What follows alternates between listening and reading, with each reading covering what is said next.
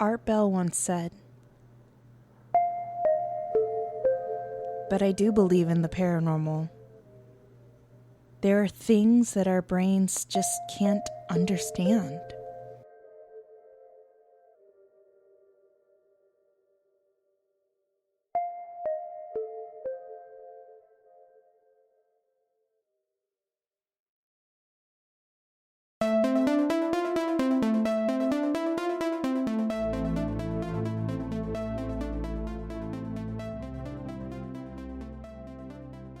What draws and fascinates us to the paranormal? Is it trying to figure out what is the cause behind the thing that goes bump in the night? Is it fascination trying to find the answers to the unknown? Or is it growing up in a haunted house? On today's exciting episode, I attended a ghost hunt event that was hosted by the OC Ghost and Legends group at David Oman's house. There, I was able to sit down with a few of the OC Ghost and Legends crew as we discussed the paranormal. What was their first paranormal experience? What drew them to the unknown? And how they came about to become a paranormal investigator. They also shared tips and tricks on how to go about becoming a paranormal investigator and starting your own paranormal investigation group. You definitely don't want to miss it. So grab your iced coffee, your EMF meter, and your voice recorder as we ghost hunt with the OC Ghost and Legends crew at the David Oman House.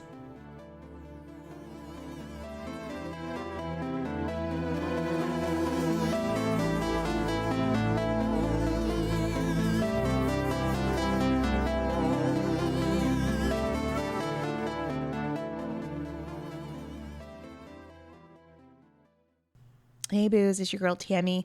Unfortunately, Bryce won't be a part of this episode because he is being the fabulous actor that he is on the North Hollywood stages. But he wanted me to send you all a little message, and this is from him.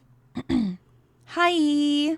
Well, let's just jump into it, shall we? So this past Saturday on April 13th, I attended an event that was thrown and hosted by the OC Ghosts and Legends group, and they're a paranormal investigation group based out of OC, which is Orange County, California, and they hold these amazing ghost hunt events in and around, the Los Angeles OC area, and they were holding an event at the David Oman House. So I had the opportunity to sit with a few of their core members, and we talked about ghosts, the paranormal, what drew them into the paranormal, and what got them started in investigating the paranormal, and what are the tips and tricks one needs to have when entering this profession of investigating the paranormal and or the unknown for that matter. So they had amazing pieces of advice on that, as well as personal ghost stories and a couple of little stories that happened while we were investigating the David Oman House. So to begin with the series of interviews, I spoke with Mika, who is one of the core members of the OC Ghosts and Legends group. And while I was setting up for the interview in David's living room, Mika walked in through the front doors and walked directly to the foot of the stairs. She stopped and looked around as if she heard something or saw something. And I just immediately was drawn to her and had to sit down with her and speak with her first. So here is my interview with Mika from the OC Ghosts and Legends group as we talk about her paranormal experiences and her sixth sense. So here it is. So I am sitting with Mika, and you're part of the OC Ghost, I'm going to get this wrong, Ghost and Legends, right? Yes, you are. Awesome. So tell me, Mika, how long have you been investigating? I have been investigating since I was about 14 years old. Oh my gosh. Yes. Wow, since you were 14, what made you get into or get involved with the paranormal? Since I was a child, I'd see apparitions of family members, dead family members, and I grew up with that. So as I got older, I made the decision to get more involved, so I started investigating. And then as the years went on, I decided that maybe it would be time for me to join a group and really delve into my intuition and the feelings that I have and what I just been seeing all my life. So that's how I began. In the beginning, and we talk about this in our podcast, we have individuals that have your gifts, those gifts of, having that intuition, that third eye, I guess that sixth sense. And not a lot of them know how to handle it, how to maintain it. And when you were 14 and experiencing what you were experiencing and seeing what you were seeing, how did you approach it? How did you feel? And how did you embrace it? I was scared because I didn't know what that was. I didn't know what it wasn't the fact that they were scaring me. I was scared of my feelings, like what is happening. Like, am I schizophrenic? Do I have a mental illness? Because you start to feel that way when you start hearing things and feeling things that nobody else can feel. And I kind of went and talked to other psychics, talked to other mediums, went and saw, people that can read palms and tarot cards, and they opened my eyes to this whole other belief. Like, at the time it was like New Age. And that's how I started, was by talking to those kinds of people, those people that were approaching me. Right. And as they approached me, I decided, this is okay. This is fine. I can do this. You became more comfortable with it. Now I can navigate with it. Right. How did your family react to it, or did you tell your family? My dad was very open because he had always had those kinds of gifts, and my mom was like, you know what, it's okay, because I see it too. So coming from two people who already are exposed to it and understand it, it helped a lot. It really helped nurture it kind of gave me a support system. It nurtured my beliefs and what I was hearing, and That's awesome. I wasn't so scary.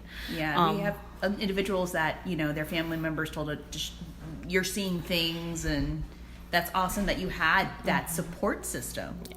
That's really good. Tell me about your first experience. Like, what was your first sight or vision? I was probably about 8 years old. I was in Japan staying at my uncle's house, and I looked out the door and I saw a woman standing there.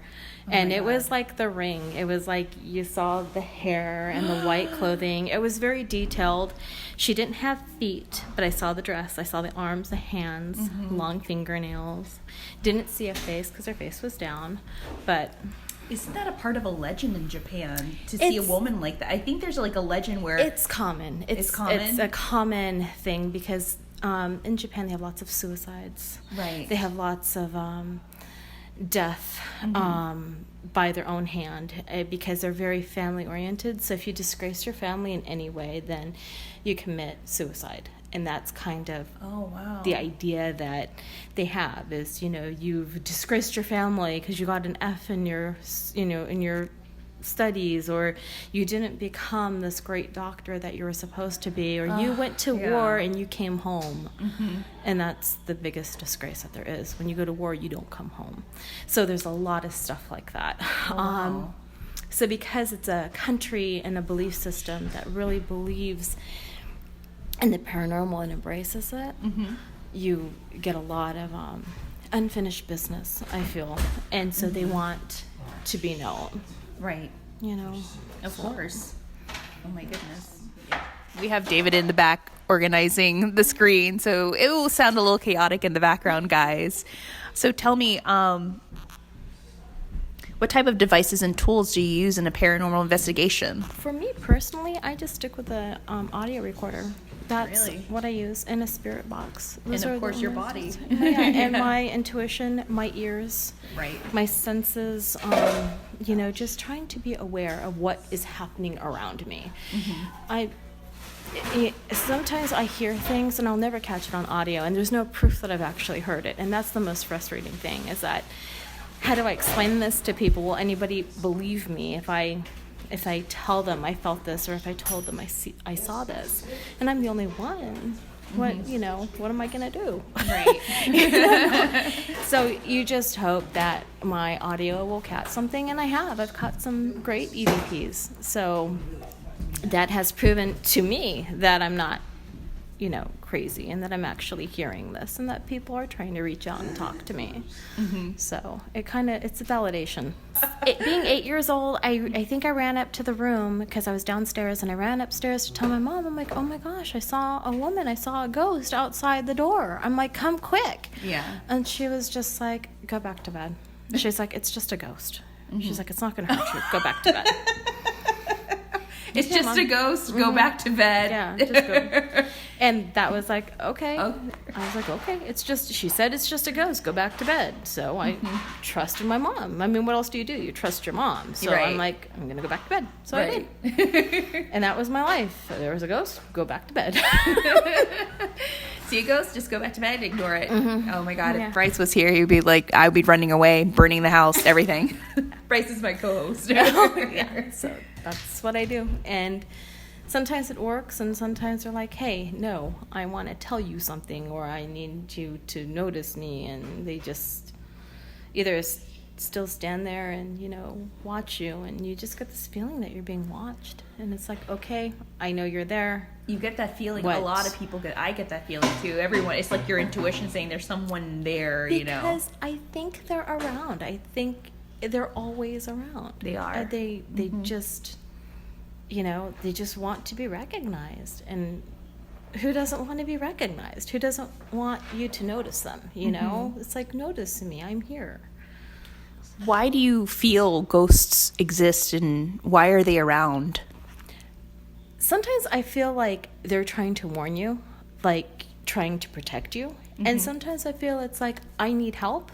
And sometimes it's like, I want company. I want a friend. Why aren't you looking at me? Why can't you see me? And I honestly think in some situations, they don't know they're dead. Yes. And that's the hardest one. That's the saddest one. That's the one that makes you go, oh my gosh. You didn't know until I just told you. Oh, shit. Have you had to tell a ghost that you're dead? Do you know you're dead? No. Sometimes I get confused. Sometimes I get lost. Do you know you're gone? And then you just get that feeling of, I don't think they knew until now. And wow. And then that's when we have a medium on our team, and we're kind of like, can you help them guide them to the light? Yeah, go to the other side. So they can be released of this, because they didn't know. Wow. And that's the hard one. So that's what my life has been like, and that's what you try to do. You try to help. And that's, I always say, if you don't want to talk to me, you don't have to talk to me. I'm not here to pry into your life. I don't need to know the answers to these questions. But if you do want me to know something, tell me, or answer my questions. Talk to me, and but I always leave it up to them.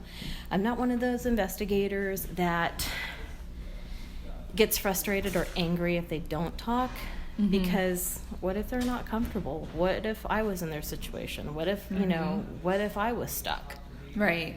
And I didn't know what to say, or if I didn't want to talk to you, if I didn't like you, who's to say that they even like me? Who's to say that they even speak my language and they even understand what I'm saying?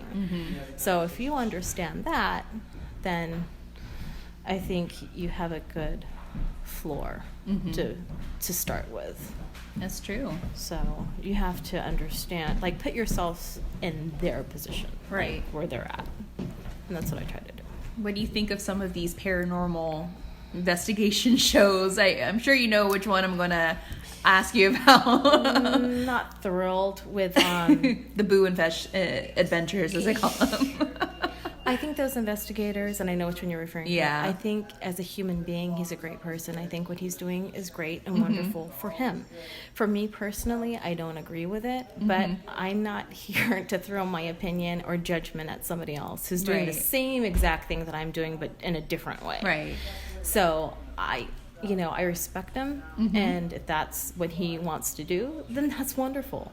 But for me, I want to take a different approach. I'm more kind of like the other show where they try to help families and help the situation, and I'm more into that. Like, I want to be more helpful than I want to interrogate or scare or try to make something happen that might not happen. Yeah, there's a purpose. You have a greater purpose for it. Yeah.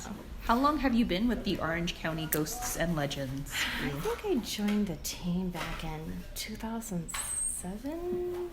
16, 17, I want to say. Mm-hmm.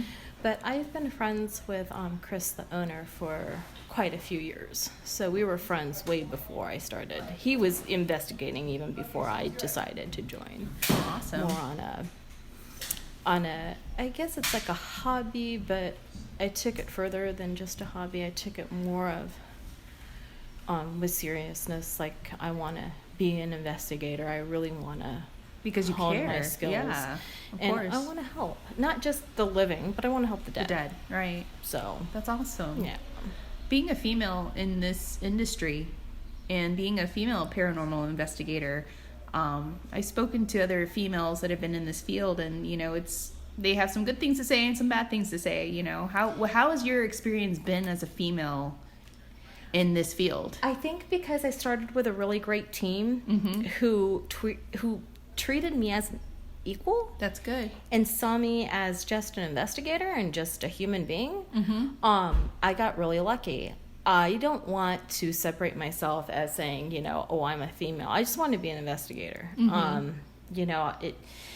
It always seems to be a man's universe or a man's field or a man's, workforce. But I don't really see it that way. I don't want to be like, the investigator babe or the investigator girl. Yeah. I just want to be a really good investigator that has the respect of people. And I think when you get past that whole, I want to break the barrier and make it female, well, I don't belong to an all-female team. I belong to, until recently, a mostly male-dominated team. But I never felt like... I always felt one of the group, never separated. So that's awesome.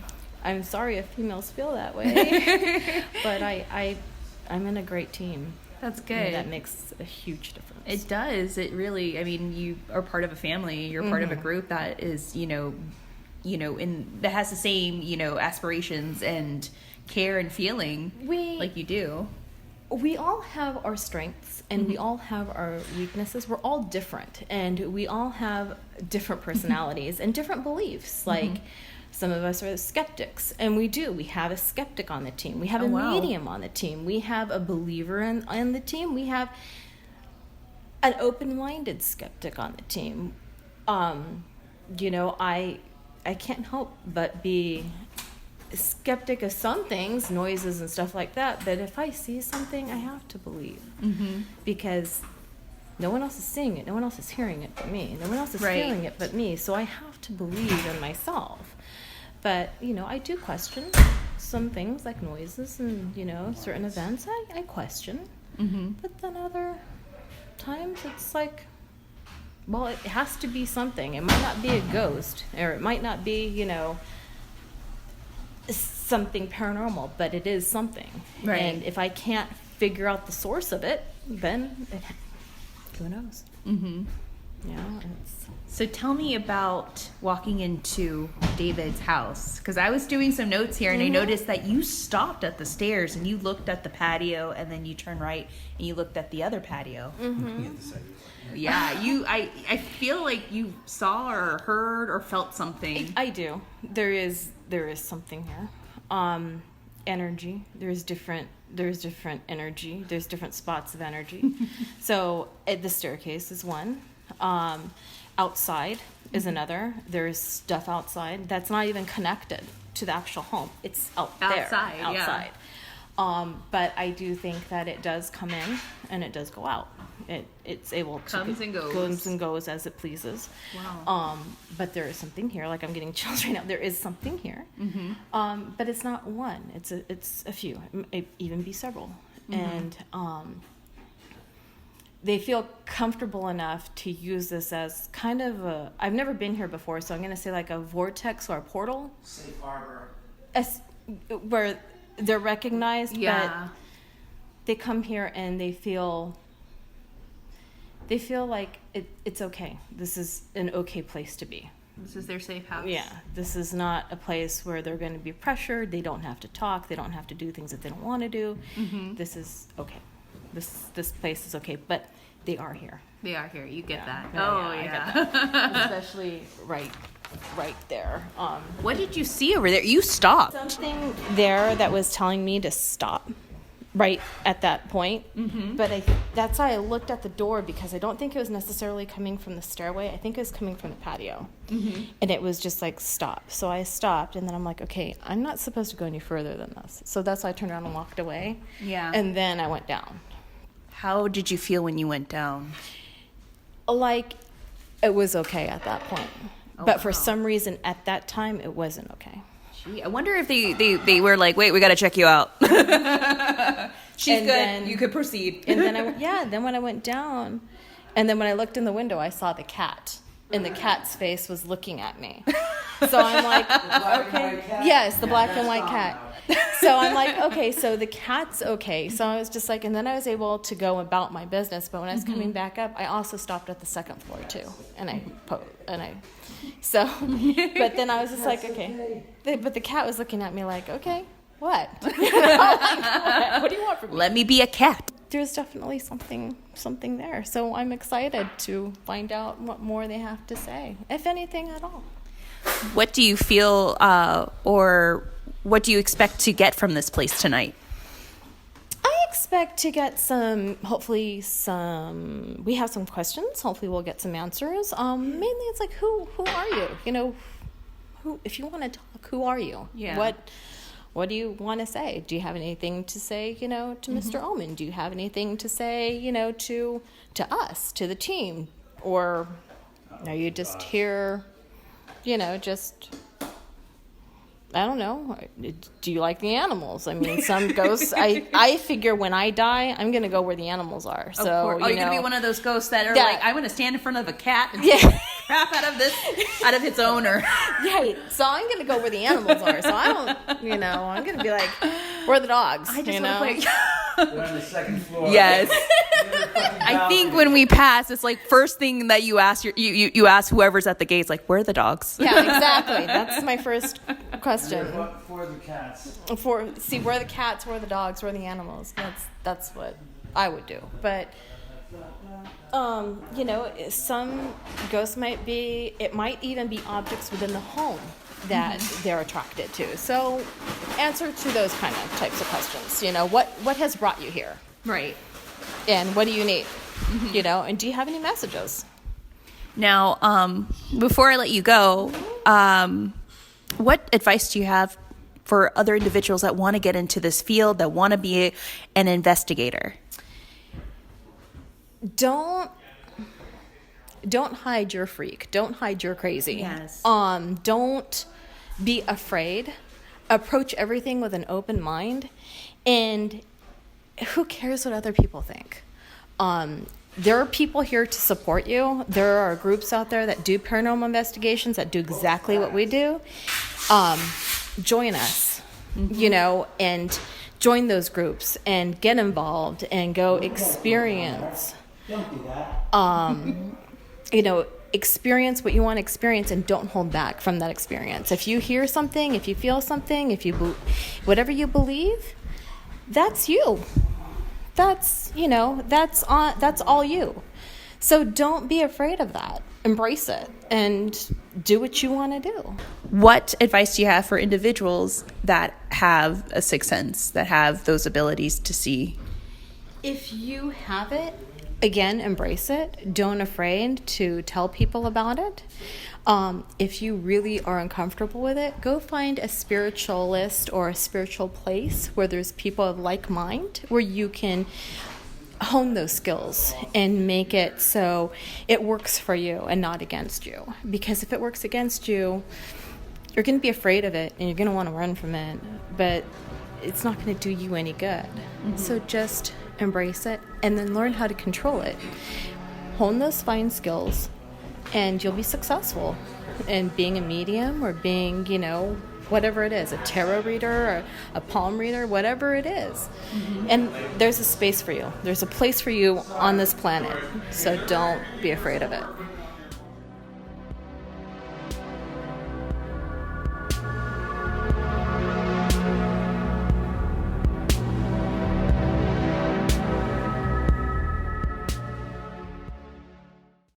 My next interview is with Mike. He is one of the core members of the OC Ghosts and Legends group, and he's more of the tech guy. And when I first met him, he was helping David out in the front with the projector, trying to get the cables for the cameras to project the images from the CCTV footage onto that screen.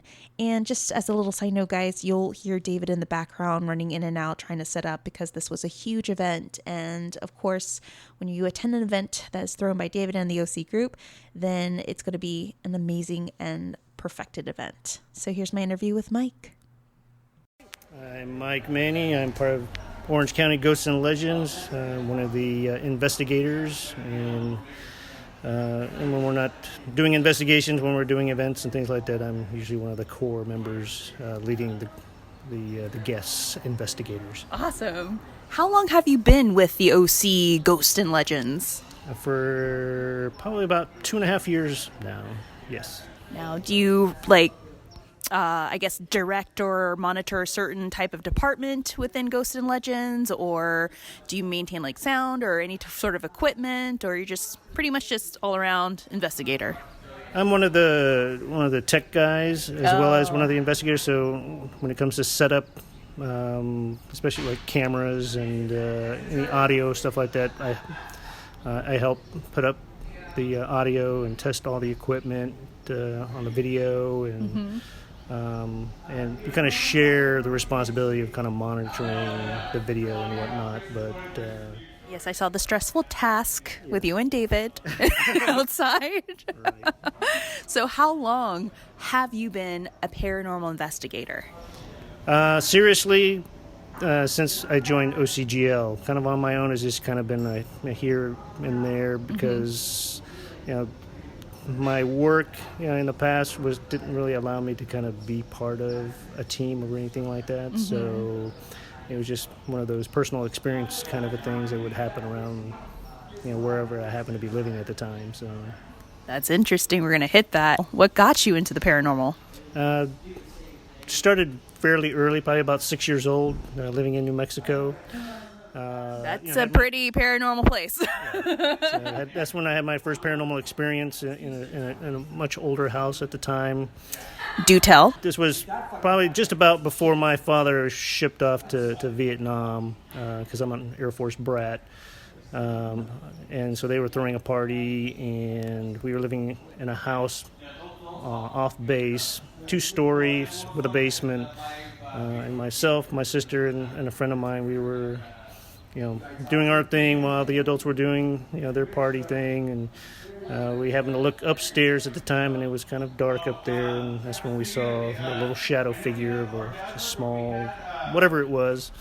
And of course, anytime we ever be up there during the daytime, it was one of those areas where you just felt like something was watching you. And so didn't like spending much time up there, especially alone. So. I mean, I'm sure people would feel the same way, of course. I mean, I felt more comfortable in the dark basement than I did upstairs. Stop. Yeah. There's no activity in the basement? Not really much in the basement, but up on the, it was. Did you ended up learning the history of the house, why this activity was occurring? No, because again, 6 years old. Or as you got older, did you ever learn anything about the house that you grew up in? Or? No, so like I said, Air Force brat. Oh, so you're constantly moving, yeah. So constantly moving, so once my dad came back, we moved off to another place. And, and that was it? And that was it, until, really not till adulthood, until I moved to Japan, because I was in the Air Force as well. Mm-hmm. And living in one of the houses on base, and there were a lot of different buildings on the base that were notoriously haunted. I mean, Japan, just in and of it, the country haunted. itself is it's just really haunted, filled with spirits. Oh yeah.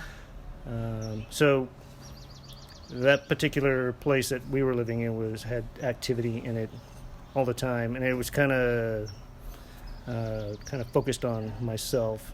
So shadow figure, looking at me, 3 feet in front of me, wondering what I was doing. I thought it was one of my kids that was up. So I chased it around the house to find out where it was. Everybody else was asleep and didn't know what it was. That is interesting. So you Instead of being scared, you're just like, what are you? Who dis? I'm going to chase you around. That's awesome. So you, like, went after it. Oh, yeah. Now, did you ever talk to your parents about what you were seeing or approach them about the ongoings of... Later on, I talked to my mother about, the New Mexico house, my experiences there, and she kind of confirmed with me about, the feeling upstairs. She didn't like being upstairs as well. Oh, that's awesome that she didn't brush it off with you, that she was like, oh no, son, I saw the same shit too. Yeah. I ignored it pretty much. Yeah. What about your father? He was just like, nope, just nothing. No, he's never really had much in the way of experiences or anything like that. So, he's never really had any interest in the paranormal. But like me, ever since that little period when I was 6 years old, and you used to have those periods where you had at school, and they would come and have the book fair, and you want to get books and stuff like that. Oh yeah, the Scholastic Book Fair. Yeah, right, the Scholastic Book Fair. Yeah, I remember. I was always that. looking, where are the ghost books? Me Where's the too. paranormal books? Oh my god, me too. That book, I want that book. Oh my god, yes, I was the same child. Yes, true. Ghost Stories to Tell in the Dark, volumes 1, 2, and 3. Anything of the paranormal or UFO, I was all for it. Yeah. Oh my goodness, that's so cool. So tell me, what types of devices that you use in an investigation? What are your devices of choice? One of my major devices that I like to use is the portal box. Ooh. Or the spirit, another one's called the spirit box. The spirit box, the small one, I use that occasionally, but the portal app, as well as the Phasma box as well, very similar to the things that you would probably see from some of the shows that are, Now, is that the device that lights up? It makes a noise whenever something's around or communicating or trying to communicate with you? Well, this one would be, it uses a word data bank. Oh, and okay. it uses a little bit of echo in there to kind of help assist you in understanding what the words are. Yes.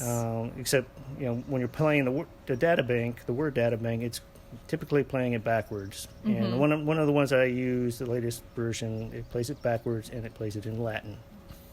That's even scarier. So when you hear something come across in English, especially full-on sentences, it's going to sound like the devil. Great. Yeah. Wonderful. Do you have anything, do you have any advice for individuals that want to get into the field of the paranormal, that want to be an investigator? Like, what words of advice do you have for them?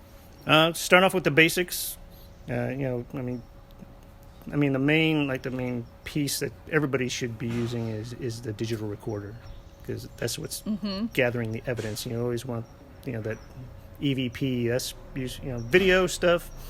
That's kind of once in a lifetime kind of captures and things like that, so we don't really rely. So when you see us setting up video, we're using the video to kind of cross-check to make sure accountability. So if we catch an EVP, we know where everybody else is in the house, and we can account for everybody's. But it's when we catch those, those Class A EVPs and nobody heard it, but they answered your questions clearly. So, get a good digital recorder. Obviously, when you're in the house, you let things settle.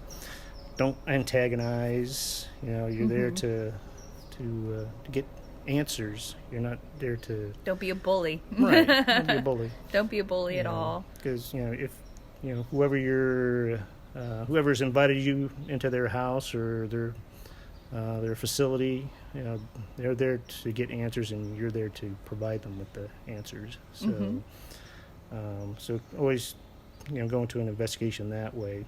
Even if you're, and probably the other one is, don't investigate your own house. Have you had to make some house calls because people ended up doing that and they invited something in? Is that what it was? I haven't personally. Chris may have. We kind of, when we are doing, if we do a personal house or anything like that, we kind of give them that kind of advice of, Don't to pull document. A Ouija board. We say, okay, if there is something in your house, start documenting, start writing things down. That's good. If you've got a digital Word of recorder, go ahead and record those things, and then if that you have consistent activities going on like that, then we need to step in and figure out what's going on and assist you. That's true. David, here, whenever we do investigations, this is what I learned, time, date, and where. Like, what time, where it happened, when it happened, what did you see or hear? Right. That's very important. That's true. Because people don't know how to approach it when they're, I think I saw something. Well, right. When was it? What time? What did you feel? Kind of thing. And they will sometimes,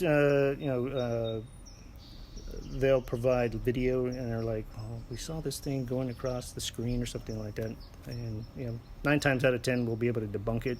It's your cat. It's your cat, or it's a bug, it's a spider that's crawling across your Right. lens or something like that. So, or it's dust. Dust. Always dust. 90% of the time it's dust. What do you expect to get from your investigation tonight at David Oman's house? We're here to facilitate for our guest investigators, the guests that are be coming in here. So obviously we'll have our digital recorders going, and we'll be using all the different devices that we can utilize or have them utilize, and hopefully they have an experience, but you feel like you're going to collect a lot of data from here, a lot of good stuff, like a lot of good EVPs or EV bitch pleases, that was nothing. I mean, I've been to this house a couple of times, and I haven't been disappointed. Yeah. So, so it'll be interesting, especially depending on the type of energy that the guests bring to the house, what may elevate things. That's true. It's what you put into the salad, as David once quoted. Well, thank you so much, Mike, for standing here and answering our questions. All right. Awesome. Thank Pleasure. you. After my interview with Mike, we noticed that the atmosphere in the house, it's changing, with the third action figure on David's fish tank has fallen forward. And if you're not too familiar with that story, then I highly recommend you watch the Ghost Adventures episode of the David Oman House. But I make my way towards Aja, who is the newest member of the OC Ghosts and Legends group. Hi, I'm Aja. And Aja, you're part of the OC Ghost and Legends group. Yes, that's correct. From what I understand, you're a new member, right? I am brand new. Oh my gosh, how do you feel? I feel great. I'm super excited tonight about what we might find or experience. So, yeah. Is this your first time at David Oman's house? Yes. Oh my goodness. So tell me, Aja, what made you get into the paranormal? What pulled you into this realm?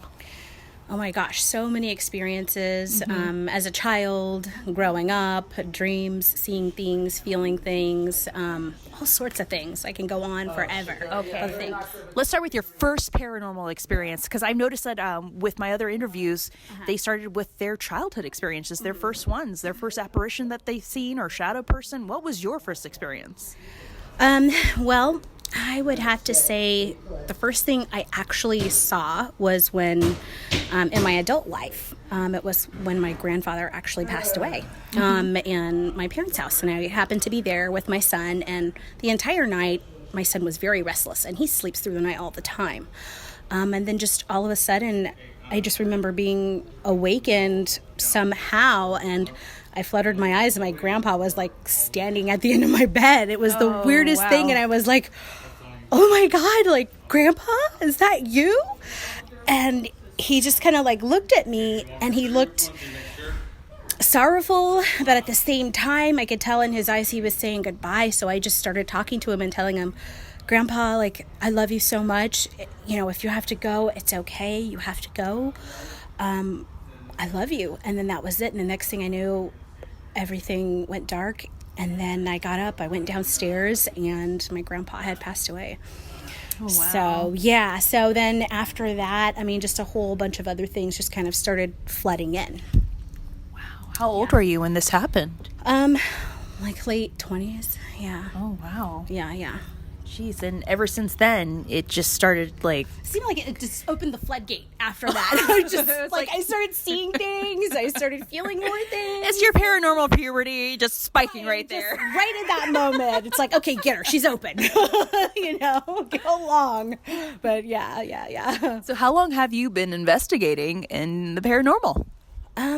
Well, this is my first actual investigation, but I've been just kind of like a seeker, going to different like homes that they say it has paranormal energy, and you can definitely feel it.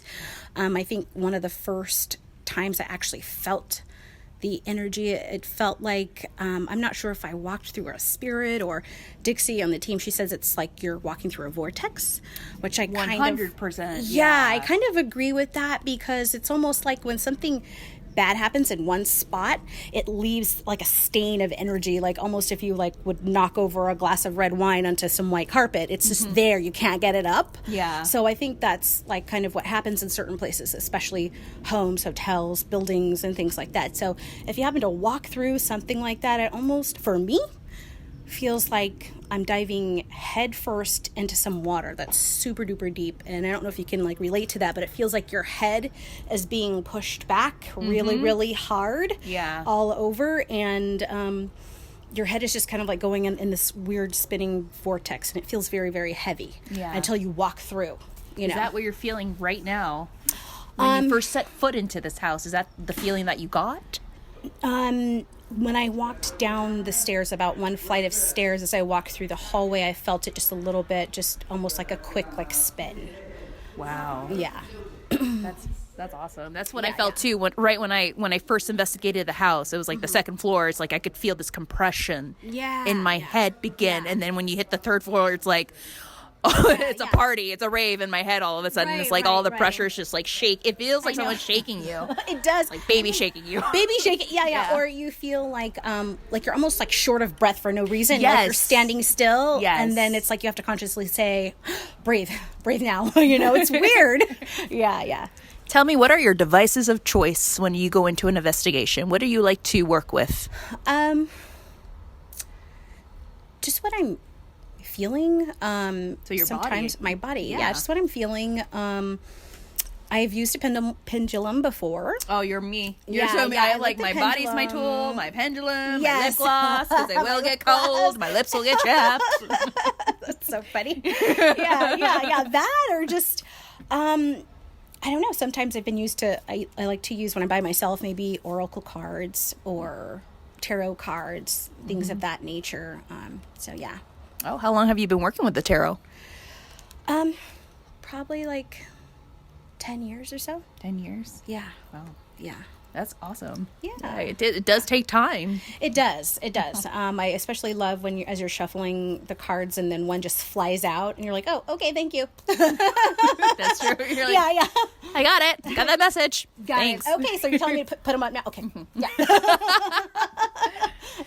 So tell me, what do you expect to collect from tonight's investigation, or from, other individuals that are investigating? Do you expect to collect a lot of great EVPs, maybe some great footage? Yeah, I hope so. I hope that we get some EVPs. Hopefully someone's there in the spiritual realm that would like to speak to us, communicate with us. Hopefully we can see some things moving. Our little, I think they call it a dazzler. It's like this little keyboard. It likes to go off every now and then, and it's just sitting there like nothing's touching it. And the weirdest thing is that it plays a song that I don't think you can play while hitting the button. Yes. Was that here in the first floor? Yes. I was writing notes. Oh my God. It's like I feel like a ghost sitting in that corner, because I saw Mika coming to the foot of the stairs, and she stops and she starts to look to her left and then to her right. Yeah. And then 5 minutes later or 10 minutes later, I hear that thing go off. I heard, oh my God. So that is triggered by something, I think so, in the atmosphere. Wow. Yeah. Already stuff is happening. Yeah. And we haven't even asked for anything yet. So it just kind of went off. Tell me, what is like being a female paranormal investigator in, this sector, in this concentration? Well, so far it's been great. It's been great. Yeah. Nothing. I don't feel different or anything like that from the males here. I mean, everybody's pretty much. You're here to investigate. Yeah, here to investigate. Yeah. I just asked because I feel like at times it could be such a male-dominated, industry. Oh, Yeah. Really? Yeah. Oh, wow. Okay. Interesting. I've never really. That's good. Well, yeah, probably because I'm so used to being around men all the time. Like I was even in the military, so. There you go. I don't even notice it most times. Like, oh, I'm the only girl here around. I notice that at the end as I'm leaving. It's like, oh. Yeah. Do you have any advice for anyone out there who is interested in getting involved in the paranormal, becoming a paranormal investigator? Like, what words of advice do you have for them? I would say definitely ground yourself, protect yourself, do that investigation, about how to protect yourself so you don't bring things home with you, anything like unwanted, and how to definitely kind of keep yourself encapsulated in your own energy so that, you're not bothered by it once you're done, if that makes sense.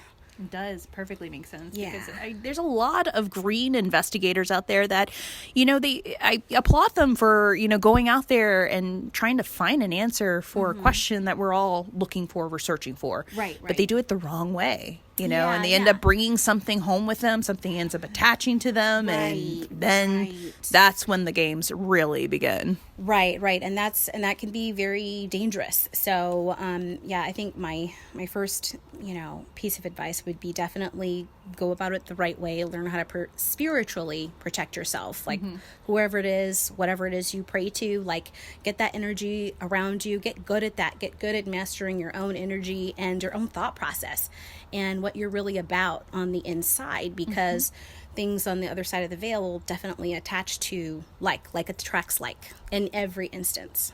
That's true. That's so true. Yeah. How did you prepare yourself mentally for tonight? Well, I have my little stones, my beads here, and just prayer and just kind of actually envisioning myself in like a spiritual little bubble. That's good. Just keeping my energy close and just kind of being an observer, walking around in a bubble. I see. Asha, if I was a ghost, I would follow you. Thank you. You got good juju, girl. Thank you. Well, thank you so much for answering a couple of my questions, and good luck tonight. Thank you. Thank you. We now make our way to Andrew, and what I liked about Andrew was the fact that he was very much drawn to the unknown for a very long time, not coming from personal experiences, but just having a personal interest. So here is my interview with Andrew. My name is Andrew. I'm a core investigator, and I've been part of the team since 2015. Awesome. And how long have you been investigating? Honestly, since I joined the team is when I've been investigating. So since 2015. Yeah. How long have you been? How long have you had this interest in the paranormal, and what made you dive deep into the paranormal? Pretty much I always watched the Ghost Hunters, the Ghost Adventures and stuff like that, and I was always kind of wondered if this was fake or real, if it was a mixture of both. And so I ended up, my sister lives in Colorado Springs. So we went and visited her one Thanksgiving, and we ended up staying at the Stanley Hotel. Oh, man. Yeah, so when you're familiar with the Stanley Hotel, that old hotel. The Shining and stuff like that. Of course, yeah. And we ended up staying there for a night, and we did their paranormal investigation tour. Oh. And that's the walking tour, right? That they have. I think it's between 9 to 11 p.m. or something. This one was actually a little. I think we met at 9:30. But then we ended up going later till 2:00 in the morning. Oh my gosh! This wow. is when they actually did it. All the other times it wasn't. I think they just do a walking tour, and I don't think they do the actual investigation tour anymore. But there were some things that kind of happened during that tour. It's it got me intrigued a little bit more. So I started kind of researching teams, and then I started getting my own equipment. This was probably 2013, 2014. And I ended up doing the Queen Mary. Oh, wow. Investigation, and did the tour there, and then did a tour, one of our level 2, which is our Black Star Canyon Ghost Walk. Yeah, I heard about that. Yeah, so I did that tour, and I did our level 1 as a guest, which is the San Juan Capistrano walking tour. Chris was the guide both times, but during the level 2 one, he was kind of mentioning about they were looking for new people. Wow.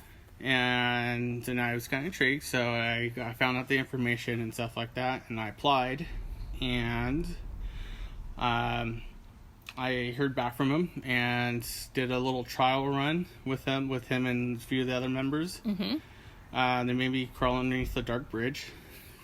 As, they kind of had to put me, You literally had to crawl for this position. There was a bridge, like the first, I would call it the first bridge because literally the first bridge. We usually stop there if it's an extended tour, like into the depths type tour. Right. We go a little bit further in. So we decided just to go in just to see, go underneath just to see what's going on, you know, to see if they capture anything. And we were able to catch a few EVPs down there as well and stuff like that. And yeah, ever since then, it's they brought me on board and still doing it. It's every new case, every new locations bringing something new, exciting to things. You know, when It's always something different when you walk it. It's never like repetitive or the same. You just never know what you're walking into, and that's what attracts you, huh? Yeah, and it's weird though, because like some locations, like it could be like a complete like dud, nothing happens, bust and stuff like that. And then we go back through our audio, and it just goes off. Like we just get all these EVPs and stuff like that. We're even at one of the places, one of my first investigations, it was quiet the whole entire night, and then we were getting Class A EVPs, to where we were getting somebody, like an EVP, actually laughing. Oh my god! One of our investigators, because they used part of the location as like a comedy, and he asked a question like, do you like the comedy laugh and hear like a laugh or something like that? See, guys, ghosts have personality. They like a good joke. We went to place over by the Clown Hotel. It's in Tonopah, Nevada. And one of the guest books, one of the guest logins is like, you know, do ghosts fart? And we actually put it on like our YouTube or in Facebook, stuff like that. It was like Chris and one of our other investigators at the time were talking about it too, because they were on the screen, and it was just weird. Like we were just kind of talking about it. It's just like, man, do ghosts really fart? Like, but it's like they have like still have a sense of humor, but do they really fart? Because they were talking about how they were just talking about what they were reading, and how this couple, it was a couple, they were saying like the wife was blaming her husband, and like the husband said it wasn't me, type thing. Interesting. Yeah. So don't like pan it off as demonic. It could be that ghosts really do fart. We have listeners that like ask those questions during investigations, like, do ghosts burp? Do they fart? Do they have sex? Yeah. But we just kind of found, we never really came across something like a ghost farting, but But I strive to collect that evidence soon. Yeah, but it was just we just kind of found it, just reading like people's experiences and stuff like that was just kind of it was just kind of interesting that we kind of like, because they kind of put like another, like a spin or another thing on it. So yeah, we kind of had to laugh at it a little bit, just because it's like we never really put ghosts and parts or ghosts and jokes and stuff like that together. Right. So tell me, Andrew, in an investigation, what are your devices of choice? What type of devices do you like working with in an investigation? For me, well, I can never go wrong with a recorder. Of course. That's investigators like number one tool. Yeah. Regardless, whatever it is, it's your number one tool. For me, some people swear by it, some people do, on the fence, but like for me, it's a spirit box. Yes. I love the spirit box. For me, it's just like, I don't use it a lot during the like tours and stuff like that, but it's just I know there's some other people like to use like the video, or even our Mike, he has the portal. Yeah. That's his, like, the portal, the Phasma box. I saw that downstairs. Yes. Holy shit. Like, I've seen it in shows, and it's, like, so amazing to see it in person, and they were already getting voices coming through. Yeah, that's Mike's, like, go-to. Yeah, that's box. What he mentioned, too. Yeah. He likes using that device. Yeah. Oh, my goodness. So, that's interesting that you joined this group, not based on your personal experiences. You just joined based on seeking the truth and just your personal interests. Yeah, that's awesome. Yeah, I try to keep level head on it, because for Orange County Ghosts and Legends, we're a very scientific type group where we try to debunk every situation and try to figure out what it is or what it could be. Yeah. Something that's logical. So we always try to find. That's awesome. It's like if you hear wood creaking and stuff like that, it's like, okay, well, one, where is everybody? Two, right? Is it how could be the building? Could it be this? So we try to think of other things to what it could be, because paranormal is kind of one of those things where people it's like, or skeptic, they don't believe it and stuff like that. So we had to think of, okay, what are people going to think of it, or what like, so if we hear like an EVP and it said, let's say if it says your name Tammy, it's like, okay, they're going to probably think of that, that's going to be, how do you know that's not another team member and stuff like that. And that's why on our team, like, we always kind of partner up where there's always somebody with us, so we always have that somebody else to kind of claim, right, and stuff like that. But we always try to find something logical, what it could be, or what it is, what it isn't, and stuff like that. And that's good. Yeah. Last time I was here, I think it was like 2 trips ago. I've been investigating this place since October, but there's this one paranormal group that every knock, ding, sound, they panned it to paranormal, and I would tell them that's someone flushing the toilet, that's David slamming a door. So yeah, that's good that you guys just like go with the logical route. Like, okay, you ask yourself the questions. That's awesome. Yeah, so we always try, because I know like Chris is a open-minded skeptic. I kind of consider myself an open-minded skeptic. Yes. So like I believe it, but I also try to find the logical behind things and stuff like that. That's good. Yeah. So it's always there's always an explanation for something. Yeah. So we always try to figure out, when we hear something, we try to go through everything and try to figure out what is logical. If we can come with a logical explanation. If we can't, we're not gonna actually. At least I don't. At least on the team, I can't speak for the rest of the team, but I don't say that. It's I don't say it's going to be a ghost. I just I don't know what this is. It's unusual, yes, but but we're always looking. If somebody came up and said, "Oh, I think it could be this," then it's okay. We're open. We're open to other people suggesting what they think that could be, type thing. So if they said, "Oh, that could be like the wind or something like that," and when you think about that, then on that. So, what advice do you have for anyone that wants to get in the field, anyone that wants to pursue becoming like a paranormal investigator? I suggest, for me, I say, keep an open mind. Not everything is always going to be, everything's not going to be like a ghost or something paranormal. It could be unexplained. There's, always just keep an open mind about things, and so don't always rule out something that's going to be paranormal. That's the only advice, and just keep an open mind to everything, and keep yourself together, because even though you might have some things that are going to be really hectic and chaotic, just for me, I try to keep composed and stuff. Right. Did you feel anything here in David Oman's house, or? Nothing really down. I don't really feel anything here. I'm not like a sensitive or a medium or anything like that. I know the first time the team came out here, we were doing a Facebook live stream, and we heard something on the theater room, which is the bottom floor. Yeah. We heard an actual EVP happen right then and there. Wow, yeah, and that happens a lot here. And what was funny was that Chris and I thought it was in the Earth Wall room, which is down there, and David actually caught it in one of the cameras on the other side of the room. Awesome, yeah. So it kind of validated it, and we were able to catch it on the actual live stream that we were doing too, which is even cooler too, because some of our guests kind of heard it too, I believe. That's awesome. Do you feel like your guys are going to collect a lot of stuff tonight, especially your guests? I'm hoping. You're hoping? Yeah, I'm hoping. There's no on or off switch thing, so we're hoping. That's awesome. So we're hoping we can catch a lot of data for our guests and stuff like that. I think our guests are going to really love the event. This is our first event here.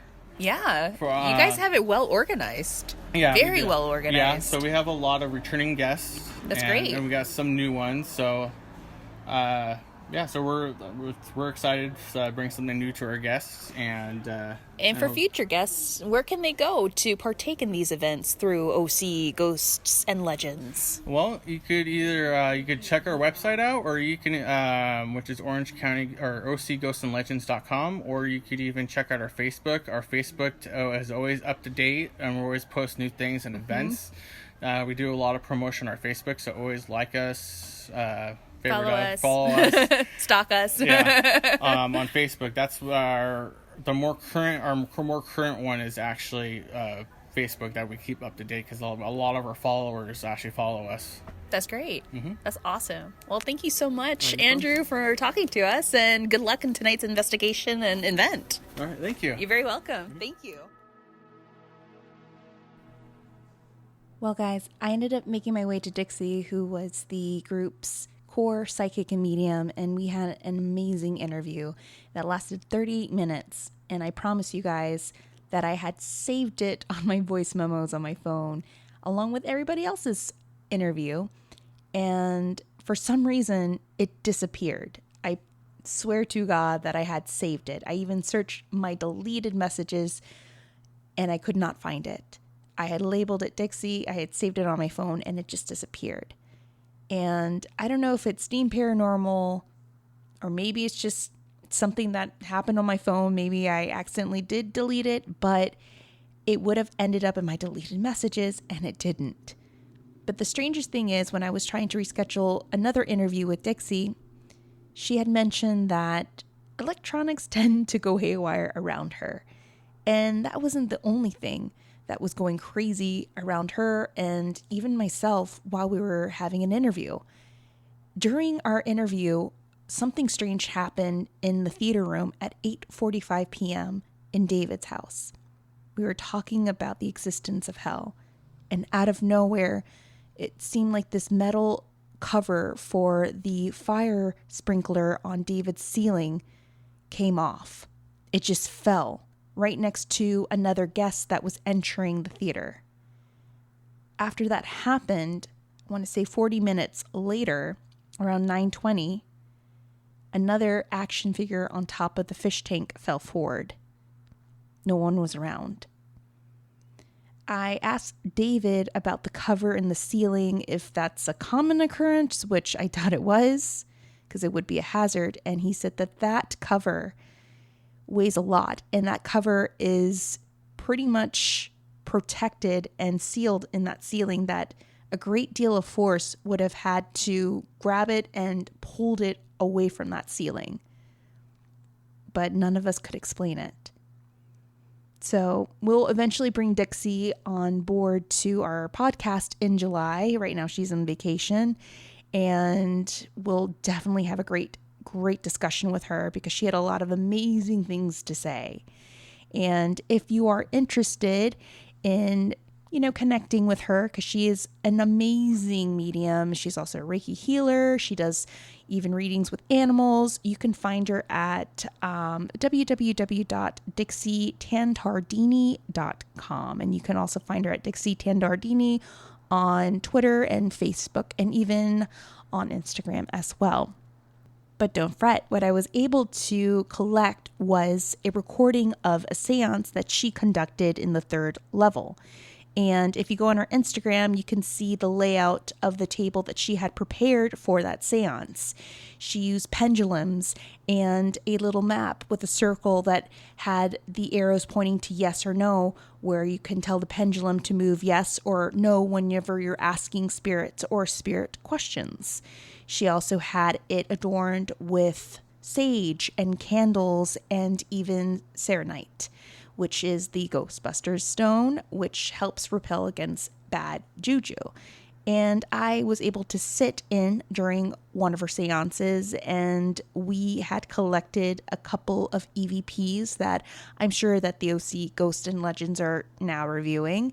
Also, during the seance, we had planted a little trigger object in the earthen wall room, and Chris August, who is the core leader of OC Ghosts and Legends, had placed a toy ball in that room, and he placed it on the opposite side of the room, and when he went back to check it, the ball somehow ended on the other side. We tried to debunk it to see if the floor was unleveled, and it was leveled. And in order to move this ball or have this ball move to the opposite side of the room, you had to kick it with a great deal of force. So it was, inconclusive, could have been paranormal, but they're still, investigating it. So here is the recording from the seance that was led by Dixie Tandordini. So, what a seance really is more of a gathering of spirits. I don't really like the Hollywood, persona of seances, so it's not really so much that. It's more of just connecting with anyone that's from the light.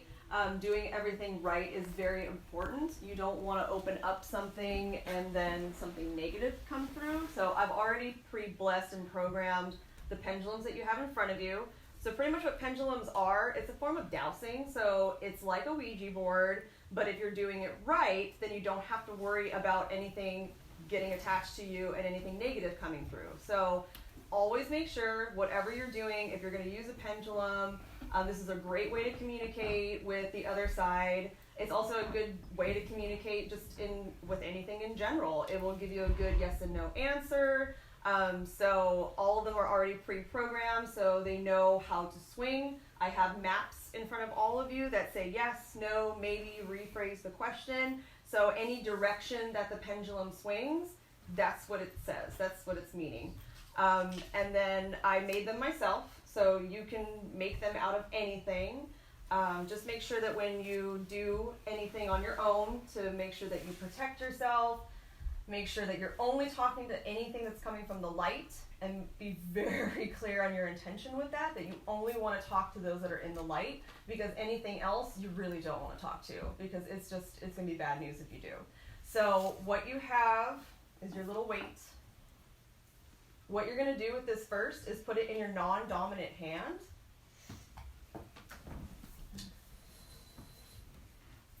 And then you're going to kind of sweep the energy out.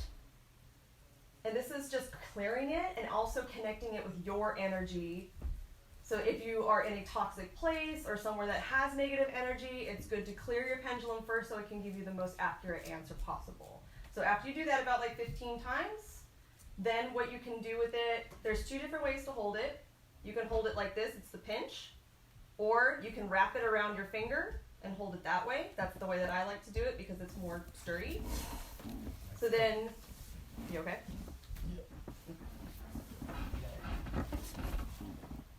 So then what you're going to do is you're going to ask it, look at the top of it, because if you're focused on the top of it, it's easier for it to start to swing. So you're going to ask it, give me a definite yes. And then it should go in the direction where your map is. Is everyone okay, or is anyone having trouble with that? Is it going? Yeah. Okay. So then you're going to ask it, you can put it to a ready position, so still it, so it's not moving. And then ask it, give me a definite no. And it should go the direction that it is on the map. Is it working for everybody? Mm-hmm. Okay. Yeah. It's not? We put it in the middle.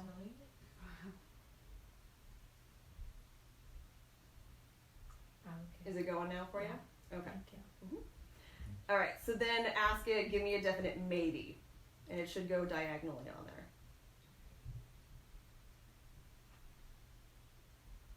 Is it working for everybody? Okay. So now what you're going to do with it, you're going to ask it a series of questions. And don't worry, I wrote down all the directions and everything. You guys are going to be getting goodie bags when you leave here. So you're going to have the pendulum map, you're going to have the directions on how to use it and what to do with it when you get home if you choose to continue doing this at home, okay? So what you're going to ask it is, if you're going to connect with anyone in the house, ask, is it okay for me to connect with anyone in the house? And it should tell you your answer. It should be a yes. Yeah. Okay? Should I connect with anyone in the house? Is there anything blocking me from connecting with anything in the house? And that should be a no.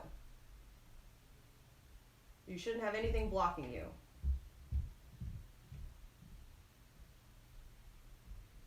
Everybody working it? Is it going for everybody?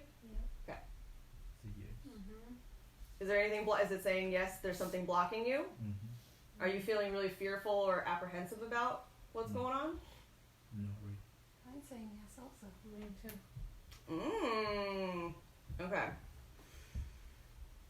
So that usually means that there just needs to be a really quick clearing to happen. So if you guys got something blocking you, it could be something, maybe you don't agree with the pendulum, maybe you don't like the divination tool, whatever it could be. So I'm just going to ask everybody's guides to kind of help clear you out a little bit so that it will help you connect with anything. Did you see the flames go? Or did something happen? No, mine's just going on so crazy, fast. like a lot. That's okay. That just means that there's a lot of energy around you. So if the pendulum is like swinging, just going crazy on its own, then that means there's a lot of energy guiding it. So try it one more time. Is there anything blocking me from talking to anyone in the house?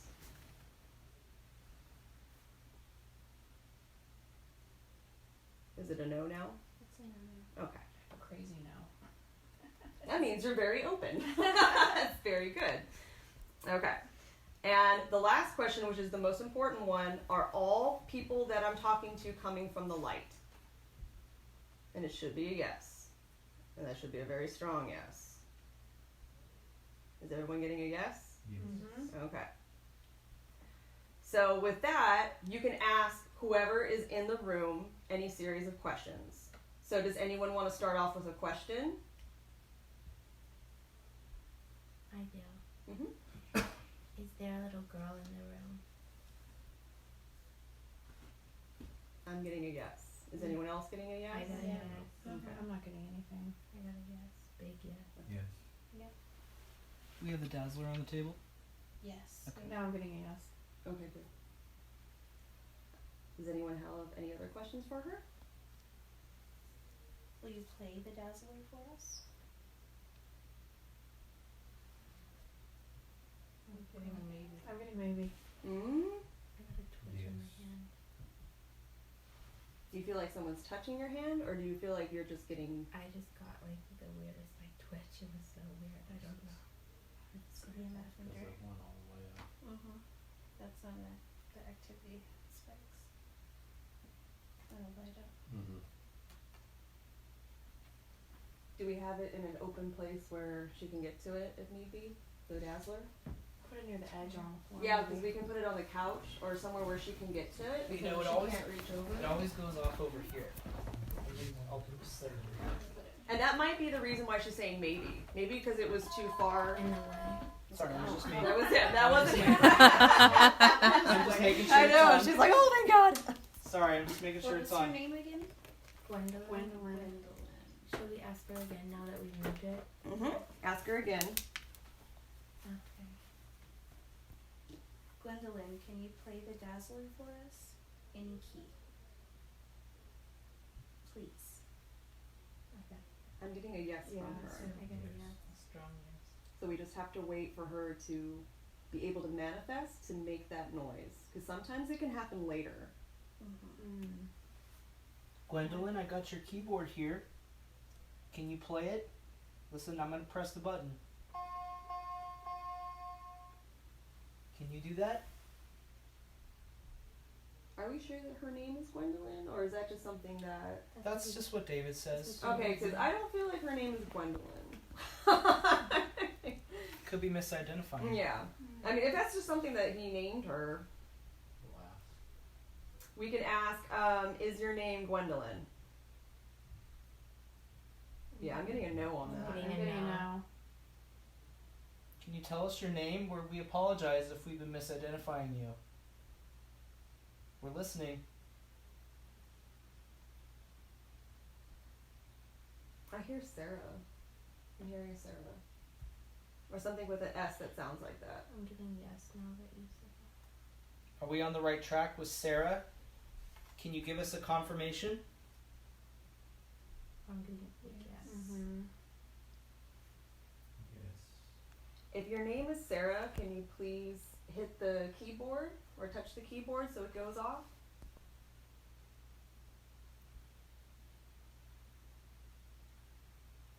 I keep hearing, I'm trying. So, like, I don't know if she's like, I'm trying, and, like, getting frustrated, like, it's not making a noise.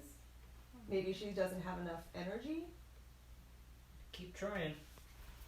It's okay. Because I'm feeling like a huff from her, like.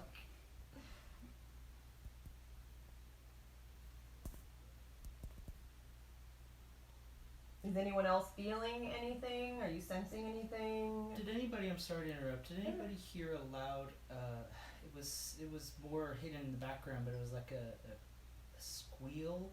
Mm-hmm. I heard that. I got that. Oh yeah, check your audio for that because I don't know. Last 30 seconds, 30, 45 seconds. So that was a little sample, a little moosh boosh of the type of investigation that the OC Ghosts and Legends lead in their events and their, ghost tours, of course. And as that seance ended, another group was introduced to that room as we were moved to the second level of the house, and then so on and so forth.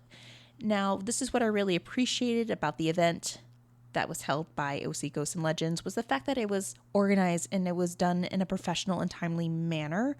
I really appreciate the fact that each and every guest had the opportunity to investigate without feeling rushed, without feeling like, they were being herded like a group of cattle. I've been, in a couple of paranormal investigation groups and tours at famous haunted locations where, no joke, we were literally pushed from one room to the next. We were completely rushed. And I really appreciated that they didn't do that with this group, that they allowed us to take our time. They also had a great selection of paranormal or ghost hunting equipment, such as an SLS camera, an EMF meter, voice recorders. They also had pendulums and dowsing rods. And they, at one point, had a group of us do an EVP session. And for those individuals that didn't know what kind of questions to ask the entities or energies of that location, they had created a set of index cards with the appropriate questions to ask during an EVP session, which I thought was #smart, #goals. Another thing they brought out too was a Boo Bear during one of the investigations, which is a bear that is a trigger object which attracts younger entities. You probably have seen it in a couple of Ghost Adventure shows. So I've saved the best for last, guys. Here's my interview with Chris August, the brainchild of OC Ghosts and Legends. My name is Chris August. I am the director of OC Ghosts and Legends. We conduct paranormal investigations as well as haunted events and tours. We do that throughout the year, 365 days of the year, so it's not just a Halloween, ghosts coming out on Halloween time. I have been in the field officially since 2011. Mm-hmm. Of course, I did my own little things here and there prior to that, independently and just kind of scoping places out, but as of 2011 was when really dove into doing real investigations, and based on the evidence and the information that we gathered, we wanted to utilize that as a medium to bring it to the public, to give them an opportunity to see what we're catching, the things that we're pulling up, the history that we're pulling up, being able to debunk myths or legends that maybe originated 20 years ago and it was just a game of telephone. It turned into something that was watered down. Right. Yeah. Something wacky. So that's kind of fun too, to kind of really dig into that and say, wait a minute, this is totally bogus, but fun story. So, so yeah, we like to pick out the places that haven't been investigated a million times. Now there's some, critical staples. The Oman House is a staple. Queen Mary is a staple, of course. Hollywood sign, yeah. Right. But we also like to find places that people just haven't gone through over and over and over. Places, just because it's not notorious yet doesn't mean it's not equally as cool. Right. Or even better. There's a lot of places like that here. Absolutely. Not just in California, but also in LA and outside. Absolutely. Yeah. Yeah, so we like to find those little, as I call them, gems. Just gems that nobody's touched yet. What is the biggest gem that hasn't been on Ghost Adventures, hasn't been really touched yet, that you've investigated and was like, wow? Well, the one that was our signature and we were very proud of, but eventually Ghost Adventures followed it. Well, if they followed it for a reason. Yeah, our big one that we're most proud of is the Grand Canyon Caverns. That was a big one. Yes. And we were the first to ever investigate it back in 2012. And we were there for a couple years, back and forth, constantly investigating this location. There's nobody who knows anything about that place more than we do when it comes to the spirits of the caverns. Mm-hmm. We know every little nook and cranny of where the action's happening. That's amazing. And you guys collected a lot of evidence. Oh my gosh. As well as they did too. They collected a lot too. And they didn't even touch a quarter of it. Are you serious? Mm-hmm. I was there for the episode. I was consulting for the episode. Wow. And unfortunately, they didn't even touch on most of it. So they just fixated on the cavern itself, which granted, but little do people know that everything's happening outside of the cavern. Got you. But, you know, Brackenfern Manor is our second love. That's in Lake Arrowhead. That's probably nobody really done it, but now everybody's going in there. Everybody's going. Now You're giving me ideas. We're doing that next month. That's our big. We do it once a year. We're kind of going back to maybe two times a year. It's huge. It's probably one of our most profound locations where we have some insane experiences. Wow. You should talk to Robert Koshland of the Harris House in Glendale, California. Oh, really? Okay. I have a couple of EVPs, and he has amazing stories. Oh, really? From that house. Really beautiful house. Oh, now you can. I love it. Yeah. Bizarre Los Angeles did a ghost hunt and tour and an event over there, and it was insane. It was organized like how it is here. Yeah. Yeah. Yeah, that's another place that you guys should definitely look at. I'll have to get that information from you. Yeah, so the Brackenfern right now is our baby. That's the one that our guests and the people who come to these events and go where we go, they still come back for the Brackenfern. That is awesome. It's like the one, they're like, we're there every year. It's like tradition now. Brackenfern 2018, Brackenfern 2019.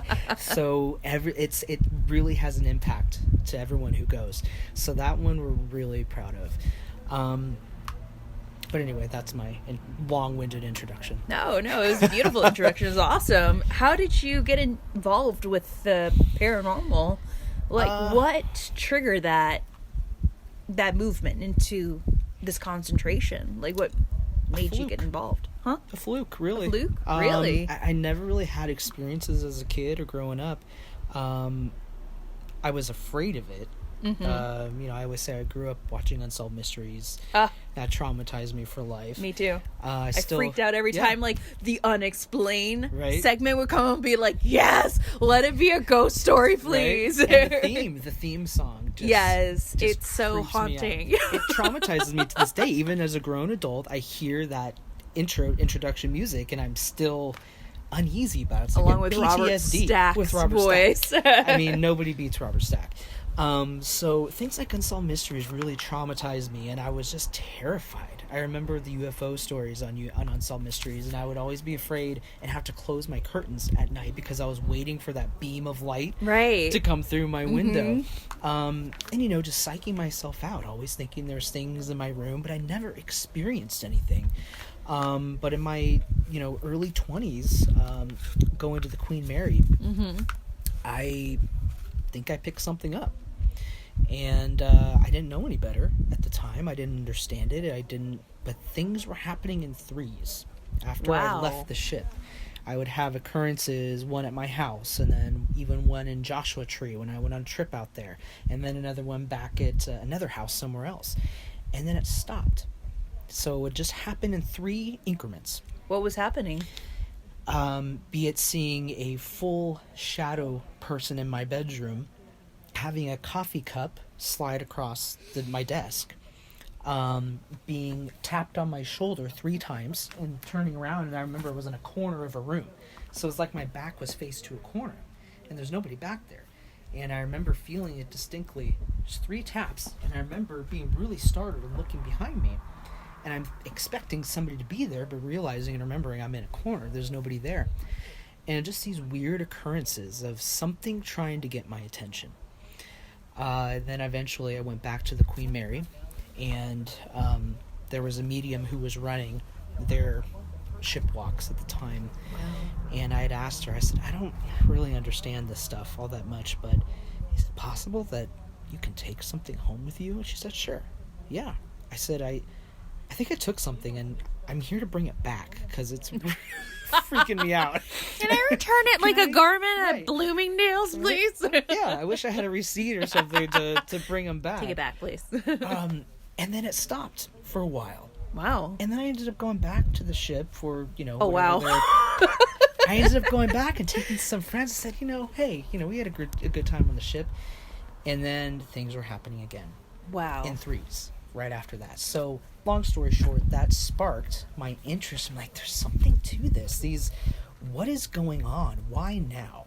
What is the circumstance that's suddenly making me experience these things? What am I doing? Where is it? My environment? Is it something I did? Is it what's going on? Did I take something from the ship? And that was what catapulted me into really just being curious. And I ended up connecting with a gentleman in Orange County, which is where we're from, and going on some local hikes and mini investigations at our location, Black Star Canyon. We've been out there since 2011. That's also our signature. We can confidently say nobody knows that canyon better than we do. We know every weird thing that you can imagine. Most of them happen to us and the guests that we bring out there. So the bug took over. And from then, you're just hungry. When something happens, you want to try to find an answer. But most of the time, there isn't one. Right. And it just is. It is what it is. But that's exciting.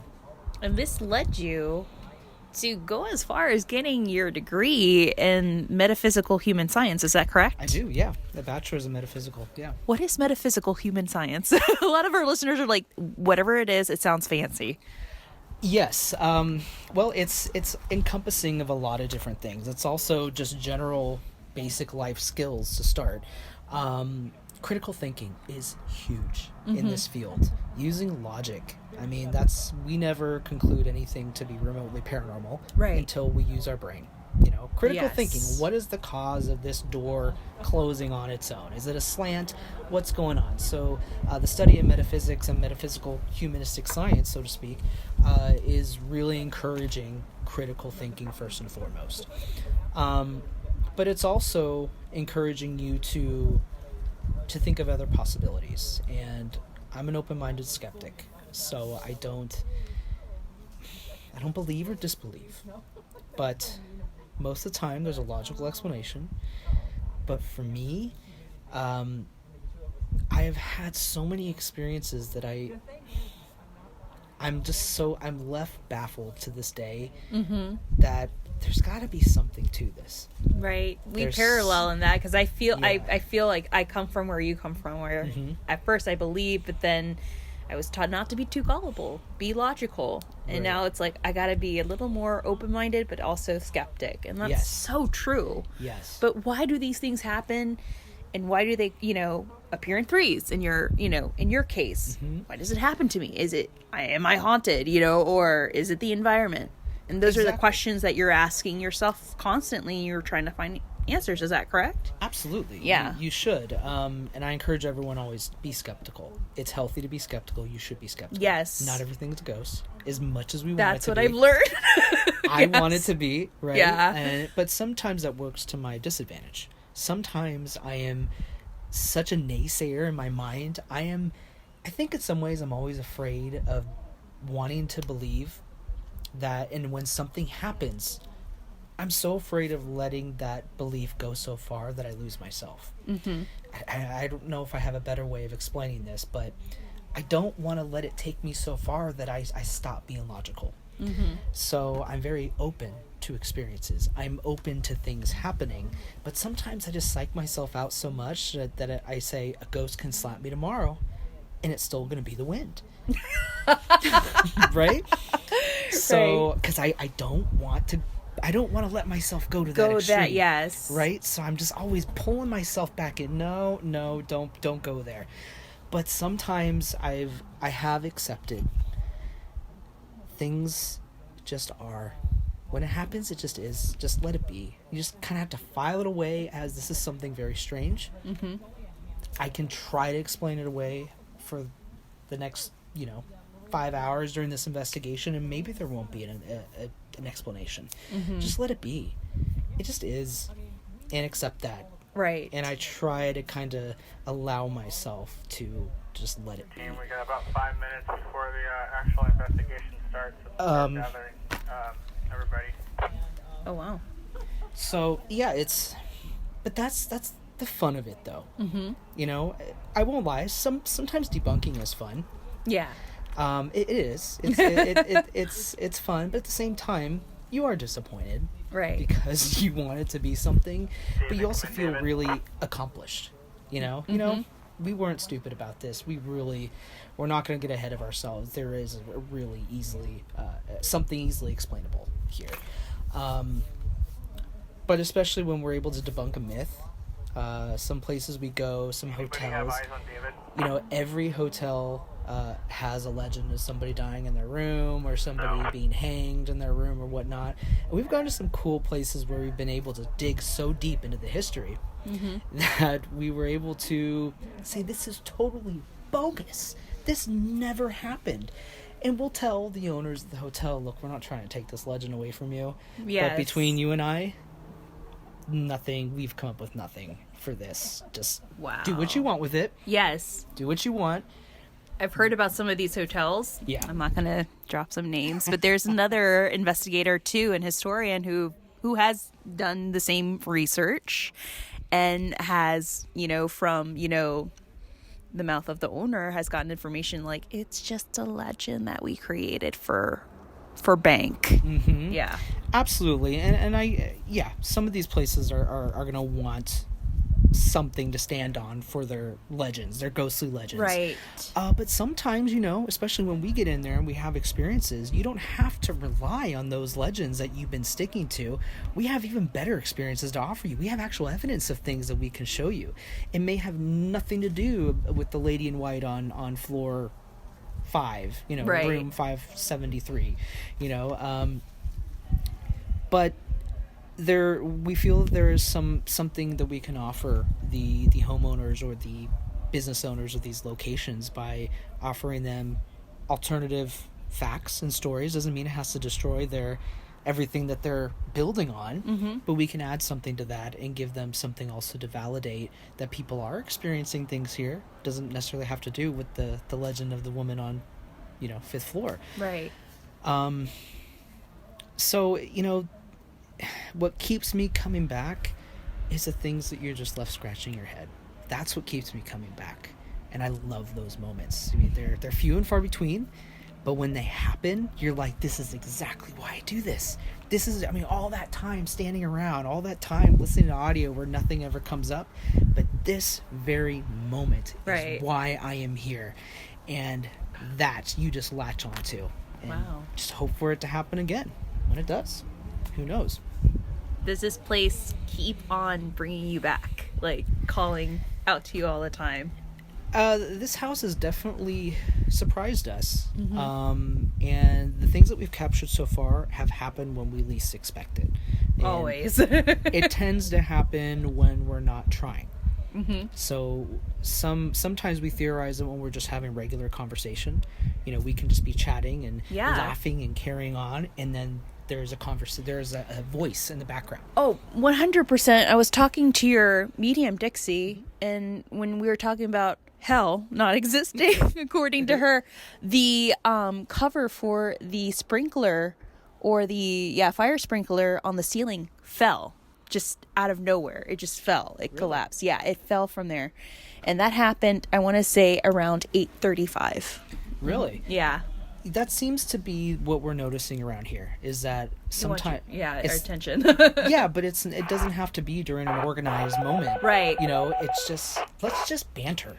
Right. Let's just banter and carry on and let things That's what I notice here, because there have been times where I'm talking to David and I hear another voice. I'm like, who is that? And he's like, oh, it's one of them. Like, I've heard a male's voice without even seeing another male in the room. You know what I mean? Yeah, that's a theme we're noticing here. Oh, so yeah. we're going to kind of tinker with that idea. And yes, we're going to have some coordinated sessions of everyone being quiet and listening, but we're not going to minimize the opportunity of when we're just having conversation. Right. Just listen. Just listen. Just let whatever they're trying to do, maybe they're enjoying what we're conversing about. Maybe something was funny. Maybe they hate what we're talking about. I don't know. But let's work with it. Let's just listen in and see what's being said. So we're going to kind of experiment with that logic here tonight again and see if it happens for our guests. So what devices are your devices of choice? What do you like working with in an investigation? Depends on the location and what seems to be the most successful. I think at the end of the day, no matter what, our bread and butter is always going to be audio, because that's where it happens. That's the stuff that you're listening for. Everyone's going to be skeptical about certain devices, and you should, because nothing is a foolproof or definitive device that can prove anything. It's all theoretical.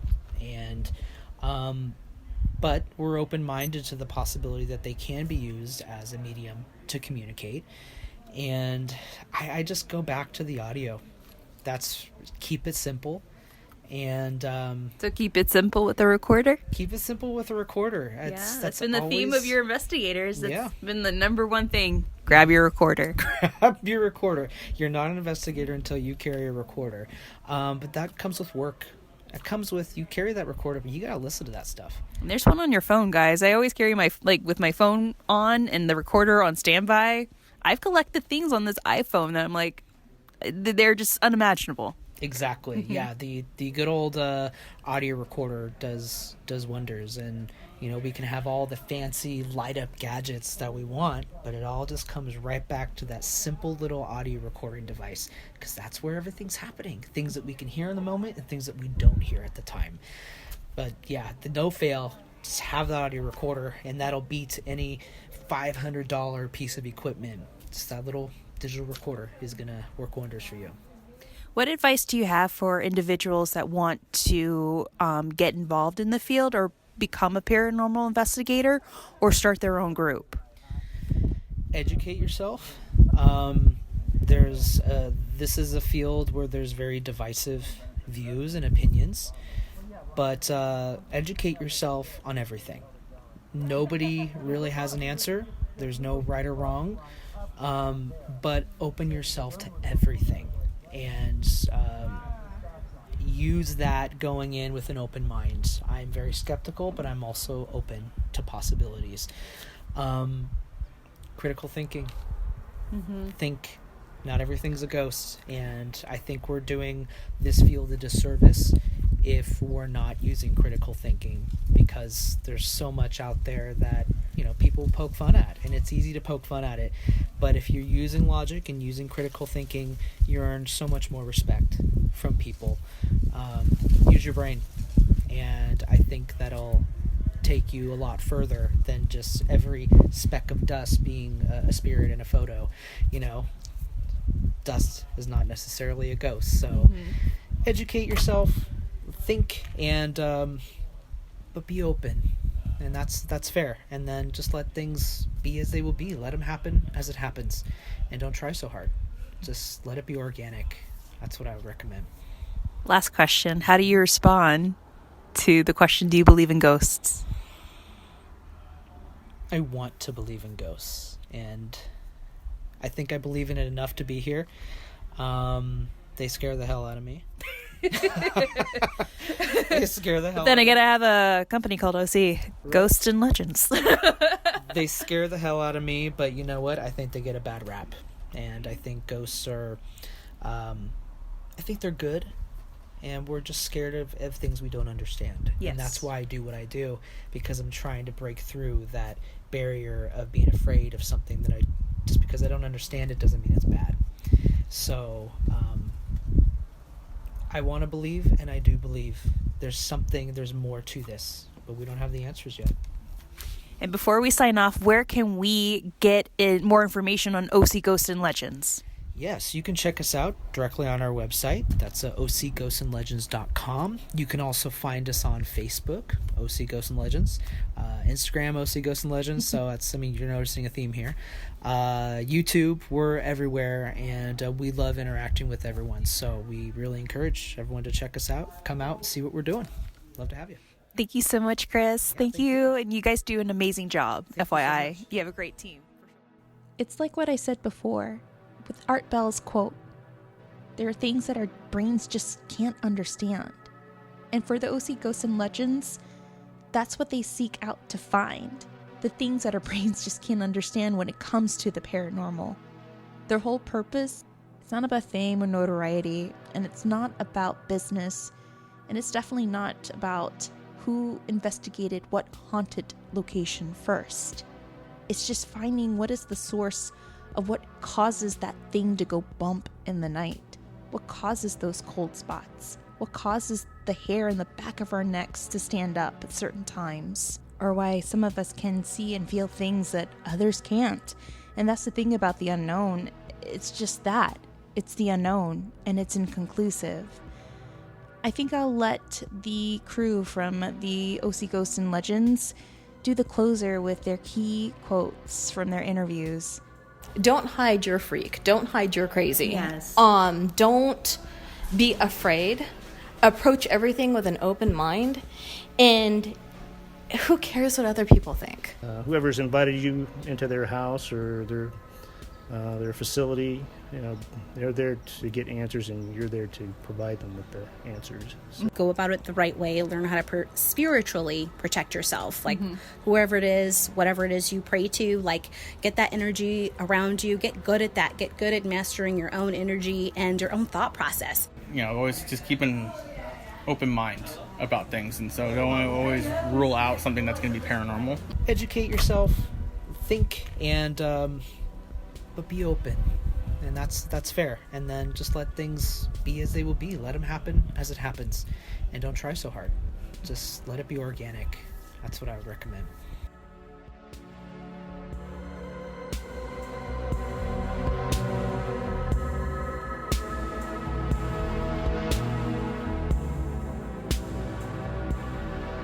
Big thank you to OC Ghosts and Legends. And another big thank you to David Oman of the Oman House. If you guys are interested in learning more about the Oman House, head on over to omanhouse.com for information on upcoming events. There's another event coming up on April the 20th. That's this Saturday if you're listening to this episode this week. There are tickets still available, so head on over to theomanhouse.com for more information and tickets. Till next time, guys, always remember, stay Holly weird.